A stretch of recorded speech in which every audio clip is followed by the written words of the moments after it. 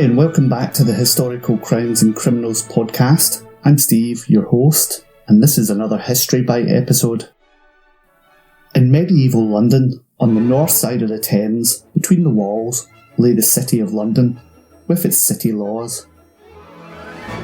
However, on the south side of the river, in the area between London Bridge and the London Eye, it was a different story.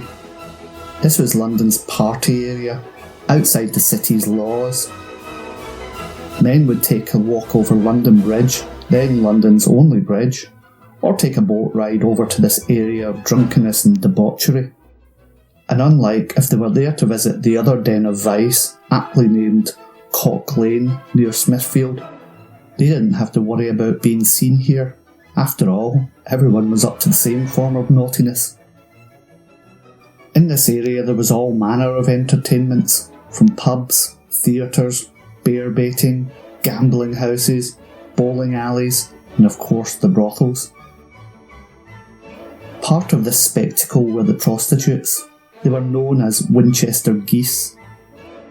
They came to be known as geese for the way they vied for attention from passing customers by all screeching in a loud cacophony from the many brothels lining the area. The Winchester part was the fact that the whole area was owned by the Bishop of Winchester, who made sure everybody paid him hefty taxes. The bishop took his title from the city of Winchester, which had been the capital of England during the Saxon and early medieval period. Although this area of vice was tolerated by the monarch, in 1161 Henry II had laid down 39 rules known as the Ordinances touching the government of the stewholders in Southwark under the direction of the Bishop of Winchester. These rules made sure the prostitutes were able to come and go at will, required that all new workers were registered, restricted their activities on religious holidays, prevented nuns and married women from joining, banned cursing, and prohibited the women from taking lovers for free. The penalty for the latter included fines, prison time, and a dip in the cucking stool into raw sewage, and banishment from Southwark. And the Church's opinion to a contradiction to their values? St Thomas Aquinas justified it by comparing prostitution with a sewer in a palace. Take away the sewer and you'll fill the palace with pollution.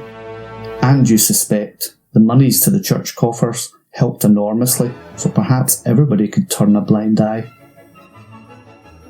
These brothels had a variety of names, including the Cross Keys, the Gun, the Castle, the Crane, the Cardinal's Hat, the Bell, and the Swan.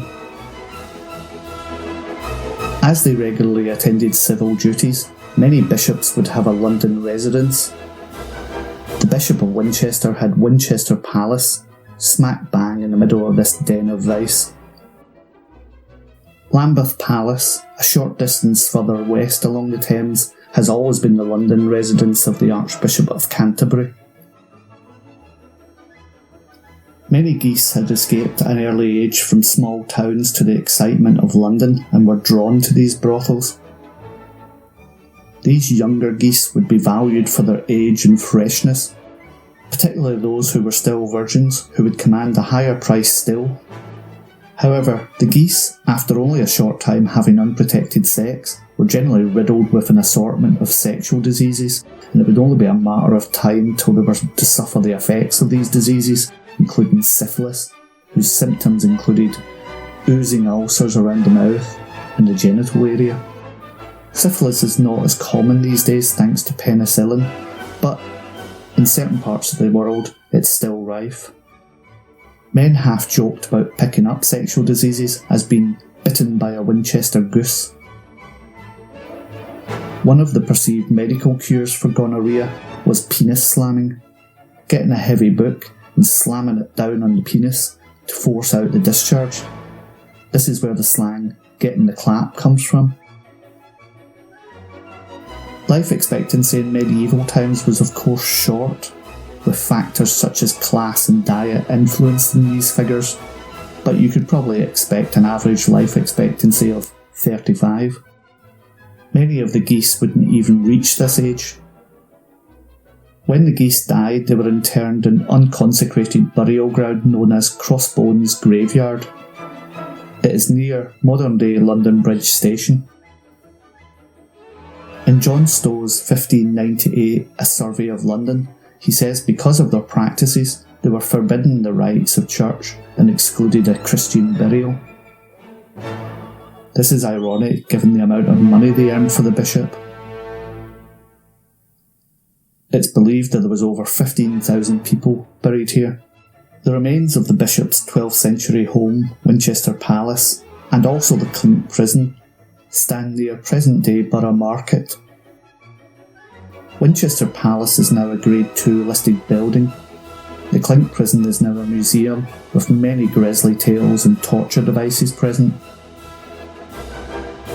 I will leave you with the following fact. Historically, when real geese were herded to markets, they sometimes covered a large distance. A common practice was to protect their feet by dipping them in hot tar and then sand to give them a protective shoe.